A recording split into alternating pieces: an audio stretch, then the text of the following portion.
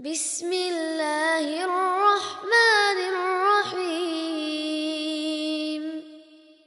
الرحمن علم القرآن خلق الإنسان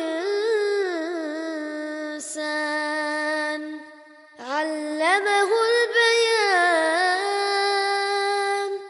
الشمس والقمر بحسبان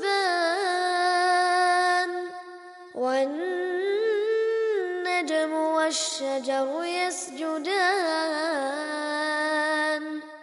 والسماء رفعها ووضع الميزان ألا تطغوا في الميزان وأقيموا الوزن بالقسط ولا تخسروا الميزان والأرض وضعها للأنام فيها فاكهة والنخل ذات الأكمام والحب ذو العصف والريحان فبأي آلاء ربكما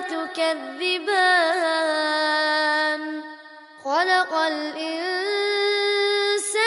من صلصال كالفخار وخلق الجان من مارج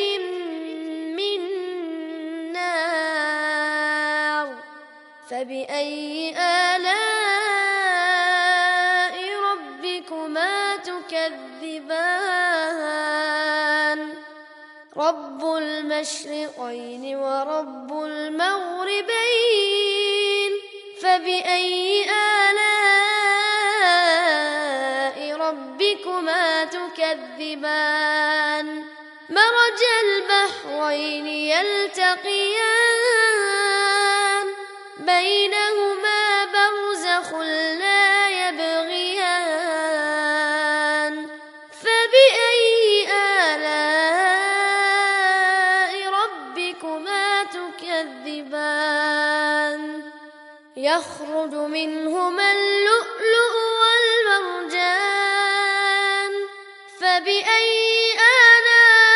آلاء ربكما تكذبان وله الجوار المنشآت في البحر كالأعلام فبأي آلاء ربكما تكذبان كل من عليها فان ويبقى وجه ربك ذو الجلال والإكرام فبأي